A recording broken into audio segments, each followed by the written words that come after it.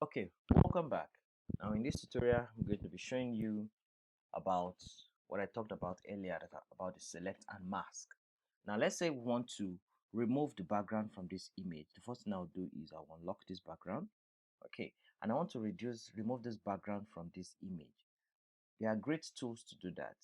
There are different tools, but I'm going to be teaching you about the quick selection tool. Why is it called quick selection tool? Because it's quick to select. So I click on it, my quick selection tool. Now you can see the size is bringing.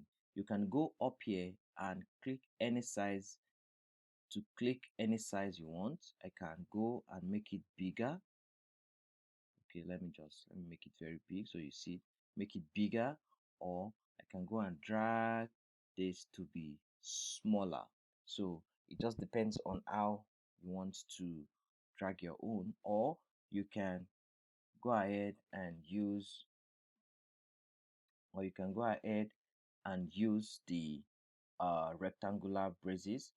The rectangular close makes it big, the rectangular open makes it small. If you don't know where the rectangular brace is on your keyboard, well, that's up to you. You can just come back here and scale it with your mouse. Yeah, so make sure it's on plus. Plus makes you add selection, while minus makes you reduce selection. Let me show you what that means. If you're clicking on, and let's say I mistakenly select this part and I don't want to select it, I can come back to my tool here, click on minus, and just go back and remove what I have done so it doesn't affect it. But if I go back to my plus, plus adds with it.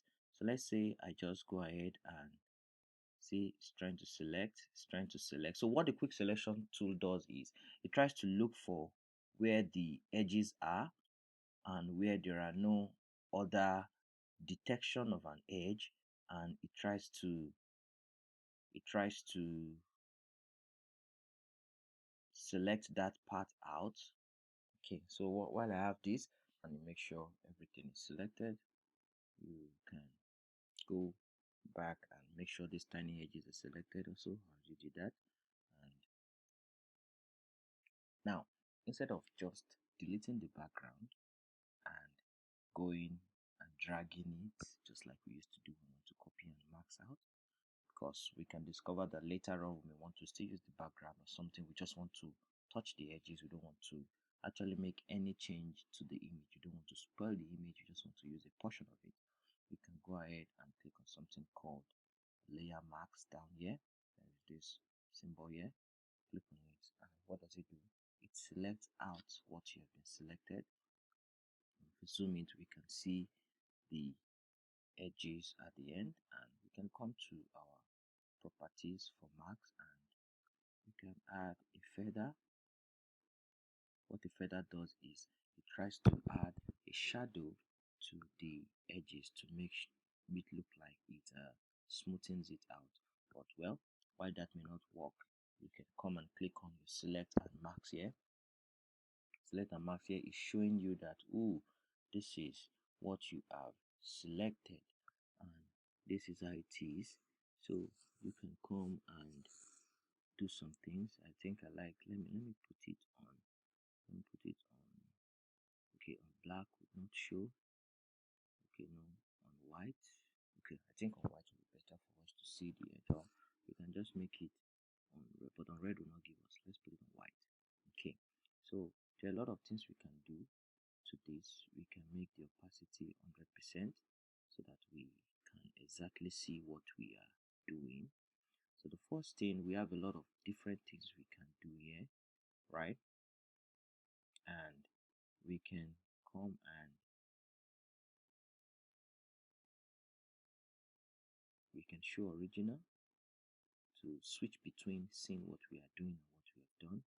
Okay, we can now also come and we can touch the feathers here, make it a little bit feathery, but that's would not just add like a shadow to it, so we can reduce that. There's another thing, we can start with the edge detection to try to smoothen the edges a little bit. Let's click on P to see Let me zoom this guy in so we can actually see what we're doing. Okay, so edge radius, click on P.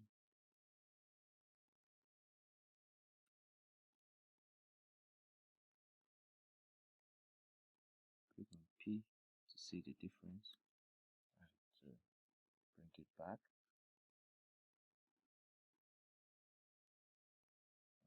I think this is actually hanging the machine because we're using the high quality preview.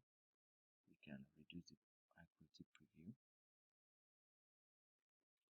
So if you click on P, you see what we've done, see what we have now. Okay, so we can reduce that. We can come to smoothing out the edges. Kind of try to smoothing out the edges. We can come to shift edges also and reduce the edges a little bit, which kind of tucks it in.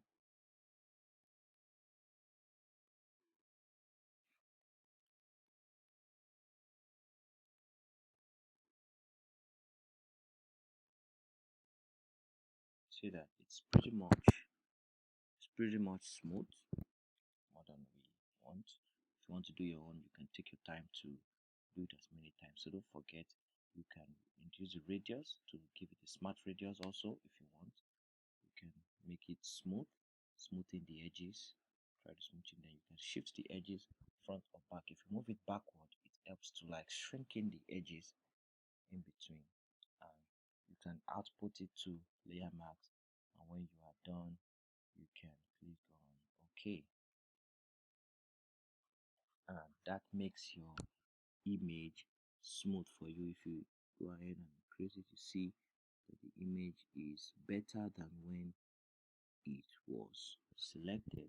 You can come and if you click here and click on disable, you actually would not see what was done, but you enable the layer mask to make sure that it is. So if you want to move it now, you can move it to any place you want to move it to, and it's still going to work. So just play around your own a little bit and make sure your selections are quite clear before you proceed with that.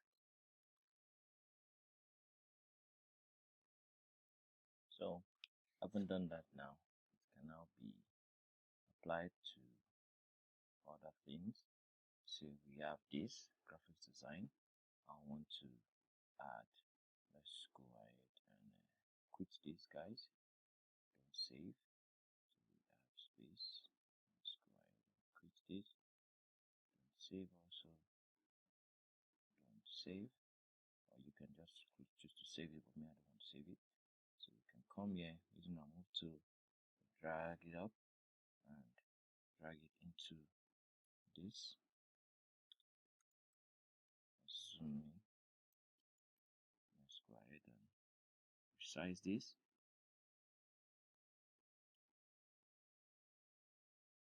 I can scale it any I want. Make it look beautiful. Oh, you see that our feather is a bit too much. We can reduce the feather.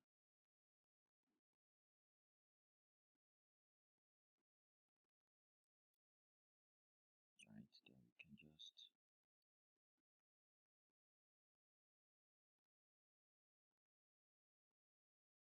resize this guy. And let me do this.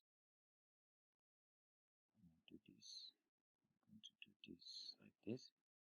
So this design can stay in front of it, while the graphics can be behind it.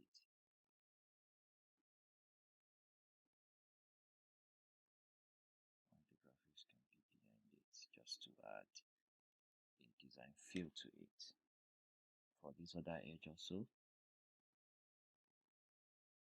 we can choose to Ctrl J to replicate this guy. And anyhow I want to put it,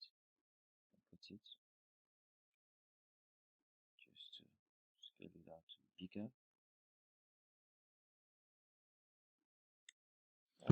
You just have a simple logo from this, and you can also remove this one so it doesn't just stay too much like this. We have something like this. So you can see how you can use your layer mask to remove an image and just place it on another image to just make awesome designs. So that is just how it is.